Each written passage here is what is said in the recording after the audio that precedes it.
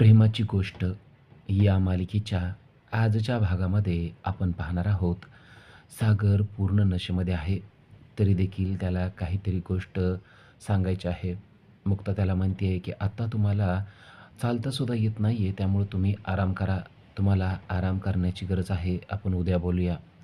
पण सागरला मात्र काहीतरी सांगायचं आहे. सागर म्हणतो, "मी पूर्ण शुद्धीत आहे." मुक्ता म्हणते, "असं असेल तर थोडंसं पाणी प्या."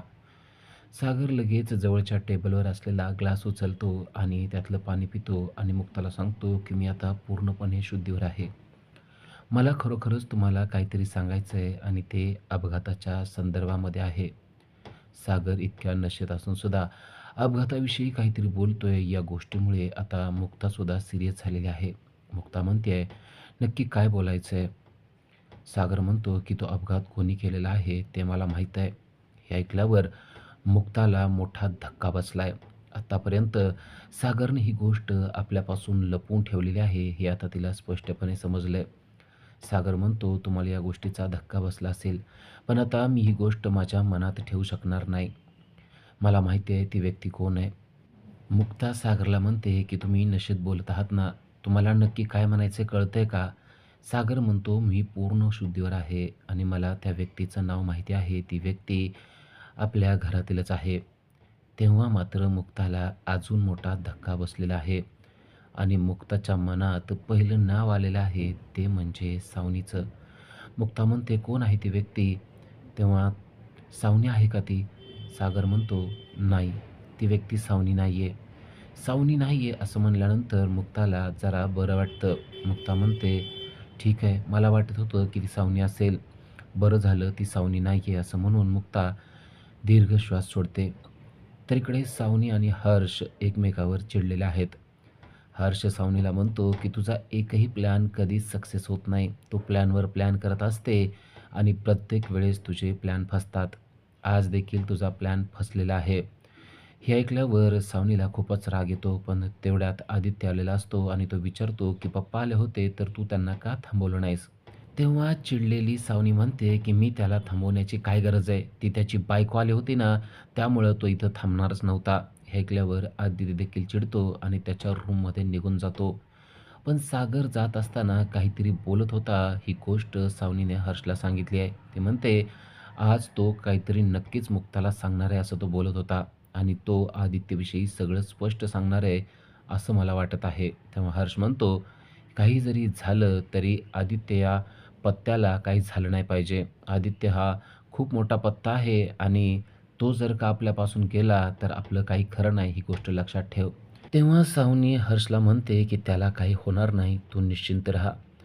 इकडे मुक्ता आता धक्क्यातून बाहेर निघालेली असते, पण खरा तर मोठा धक्का मागेच आहे. सागर तिला म्हणतो, की "खरा धक्का आता मी देणार आहे." ती व्यक्ती सावनी नव्हती, तर ती व्यक्ती आदित्य होती. आता सागरला देखील काय करावं ते कळत नाहीये. मुक्ता जेव्हा आदित्यचं नाव ऐकते, तेव्हा तिच्या देखील पायाखालची जमीन सरकते. पण आता सागर मुक्ताच्या समोर बसलेला आहे आणि तो हात जोडून माफी मागत म्हणतोय, की "आदित्यकडून खूप मोठी चूक झालेली आहे. पण मी बाप म्हणून तुमची माफी मागतो. मी लपवायला नाही पाहिजे होतं, पण मी त्याच्यावर खूप प्रेम करतो. मी तुमची माफी मागतो, तुमच्या पाया पडतो, पण आदित्यला पोलिसांच्या ताब्यात देऊ नका. असं जर झालं तर त्याचं सगळं आयुष्य बरबाद होईल. तो लहान आहे, अजाण आहे, त्याच्याकडून ही चूक झाली आहे, मी मान्य करतो." मुक्ता म्हणते, "ही चूक नाही आहे, हा गुन्हा आहे आणि गुन्ह्याला शिक्षा असते हे मला माहीत आहे. असं असलं तरी आदित्य हा आपला आहे हे पण मला समजतं." मुक्ता जेव्हा असं म्हणते, तेव्हा सागरला जरासं बरं वाटतं. सागर म्हणतो, की "नक्की तुम्हाला असं वाटतं का, की आदित्यला माफ केलं पाहिजे?" तेव्हा मुक्ता म्हणते, की "त्याला माफ केलं पाहिजे असं मला वाटतं, पण एक पालक म्हणून आपण योग्य करतोय का, हे देखील तपासणं गरजेचं आहे." आज तो सावनीजवळ राहतो. सावनी त्याला प्रत्येक गोष्टीबद्दल चुकीचं सांगते. ती आई आहे, पण योग्य ते मार्गदर्शन त्याला करत नाहीये. त्यामुळं आदित्यला योग्य ते मार्गदर्शन करणं गरजेचं आहे. इकडे आदित्य सीरियस आहे आणि सावनी त्याच्याजवळ गेलेली आहे. सावनी आदित्यला सांगते, की "आज एखाद्या वेळेस मुक्ताला तुझे बाबा सगळं काही सांगून टाकणार आहेत." आणि हे ऐकल्यावर आदित्य पण घाबरलेला आहे. जर का मुक्ताला सगळं कळलं तर आपल्याला जेलमध्ये जावं लागणार. या गोष्टीमुळे आदित्य चिंतातूर झालेला आहे आणि तो आईला म्हणतोय, की "काही जरी झालं तरी मला जेलमध्ये जायचं नाहीये. तू काही कर, पण हे सगळं टाळ." तर इकडे मुक्ता सागरला समजावून सांगते, आपण पालक आहोत आणि आपलं पाल्य चुकत असेल तर त्याला योग्य ती दिशा दाखवणं गरजेचं आहे. सावनी तर असं काहीच करणार नाहीये. उलट ती त्याच्या चुकांवर पांघरून घालेल आणि मग एके दिवशी आदित्य अजून मोठ्या चुका करेल. तुम्हाला जर वाटत असेल, की आदित्यने भविष्यामध्ये मोठी चूक करू नये, तर आत्ता त्याच्या या चुकीवर पांघरून न घालणं, हेच खरं आपलं पालकत्व आहे. सागरला मुक्ताची गोष्ट पटत आहे. मुक्ता त्याला समजावून सांगते, की आज तो गुन्हेगार आहे, तरी देखील आपण त्याच्या चुकीवर पांघरून घालायला तयार आहे. पण उद्या तो या गुन्ह्यातून अजून मोठा गुन्हा करेल आणि मग आपल्याला त्यावर देखील पांघरून घालावं लागेल. कदाचित आपण तेव्हाही पांघरून घालू, पण न्यायव्यवस्था, पोलीस त्याच्या या गुन्ह्यावर पांघरून घालू शकतील का? सागरला मुक्ताचं म्हणणं पटलेलं आहे. सागर म्हणतो, की खरंच मी चूक करत होतो. तुमच्या या बोलण्यामधील आदित्यविषयीचं प्रेम माझ्या लक्षात आलेलं आहे, असं म्हणून तो मुक्ताच्या मांडीवर डोकं ठेवतो आणि मुक्ता प्रेमाने त्याच्या डोक्यावरून हात फिरवते. दुसऱ्या दिवशी सकाळी सागर रागाने चिडून सावनीकडे गेलेला आहे आणि तो सावनीला म्हणतो, की "तुला माझ्याबरोबर वेळ घालवायचा होता ना? बघ आता मी तुझ्या समोर उभा आहे. घालव. माझ्याबरोबर काय वेळ घालवायचा आहे ना, तो घालव." तेव्हा सावनी म्हणते, "अरे तू काय बोलतोयस? तुला कळतंय का?" सागर म्हणतो, "मला सगळं काही कळतंय. काल तू माझ्या ड्रिंकमध्ये काय घातलं होतं ते सांग, ज्यामुळे मला खूप नशा झाली होती आणि चक्कर आल्यासारखं होत होतं. तुझे असले छलकपट मला सगळे समजतात आणि तू मुद्दाम मुक्ताला बोलवून घेतलं होतं ना, आमच्यामध्ये अविश्वास निर्माण व्हावा म्हणून. पण तुझा सगळा प्लॅन फेल झालेला आहे, असं सुद्धा सागरने तिला सांगितलेलं आहे. त्याचबरोबर आता मी आदित्यला न्यायला आलेलो आहे आणि इथून पुढे त्याचे सगळे निर्णय मी घेणार, असं देखील त्याने खडसावून सांगितलेलं आहे. तेव्हा मात्र सावनीला काय बोलावं तेच कळत नाहीये. एवढ्यावरच न थांबता सागरने लगेच आदित्यला हाक मारून त्याला खाली बोलवलेलं आहे. सावनी म्हणते, "तू त्याला कशाला बोलवत आहे? तुला काय करायचं आहे?" तेव्हा तो म्हणतो, "तू आता बघत राहा मी काय करतो ते." सावनी मात्र काहीच करू शकत नाहीये. वरून आदित्य खाली येतो तेव्हा सागर त्याच्या हाताला धरतो आणि "तू आत्ताच्या आत्ता माझ्याबरोबर चल" म्हणून त्याला ओढायला लागतो. आदित्य पूर्णपणे घाबरलेला आहे.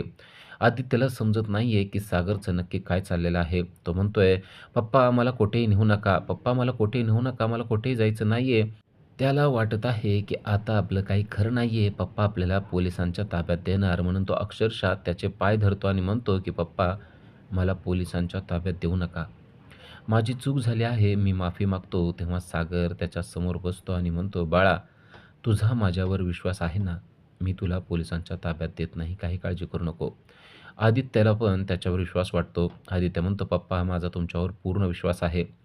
आदित्यच्या खांद्यावर हात टाकून सागर आता त्याला बाहेर घेऊन जात असतो आणि सावनी अडवण्याचा प्रयत्न करत असते. पण आदित्य आणि सागर दोघेही तिच्या हाताला झटका देऊन बाहेर पडत आहेत.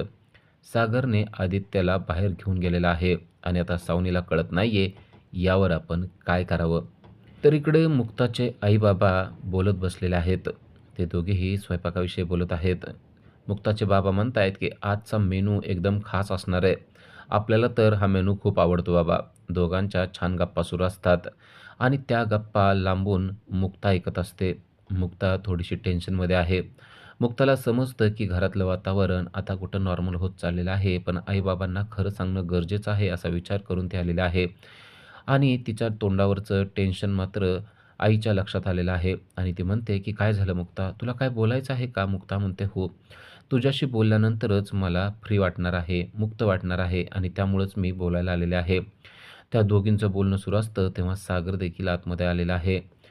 सागर मुक्ताच्या आईंना म्हणतोय, की "तुम्हाला कोणत्या व्यक्तीने अपघात केलेला आहे, त्याचं नाव पाहिजे आहे ना?"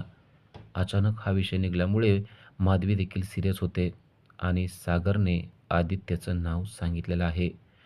आदित्य पण आलेला आहे हे पाहून माधवी देखील टेन्शनमध्ये आलेली आहे. उद्याच्या भागामध्ये आपल्याला पाहायला मिळतं, की माधवीने आदित्यला माफ केलेलं असतं आणि या गोष्टीमुळे सागर मुक्तावर खूपच खुश आहे. एखादी गोष्ट कशी हँडल करावी हे फक्त तुम्हाला समजतं आणि तुमच्या सल्ल्यामुळे खरंच मला नेहमी फायदा झालेला आहे, हे देखील सांगायला सागर विसरलेला नाहीये. त्यानंतर आपल्याला पाहायला मिळतं, की सावनी आणि हर्ष यांनी एक मोठा प्लॅन केलेला आहे आणि त्या प्लॅनमुळे मुक्ताचं क्लिनिक बंद होऊन तिचं लायसन्ससुद्धा जप्त झालं पाहिजे असा तो प्लॅन आहे आणि तेवढ्यात मुक्ताला तिच्या असिस्टंटचा फोन आलेला आहे. आपल्या क्लिनिकला क्लिनिकला कुलूप घालण्यात आलेलं आहे अशी धक्कादायक बातमी तिने दिलेली आहे. आणि इकडे सावनी मात्र चांगलीच खुश झालेली आपल्याला पाहायला मिळते आहे. तिला वाटतंय की सागर आपल्या हातापाया पडायला येईल. आता सागर यातून मुक्ताला कसं बाहेर काढेल ते आपल्याला पुढील भागातच समजणार आहे. धन्यवाद.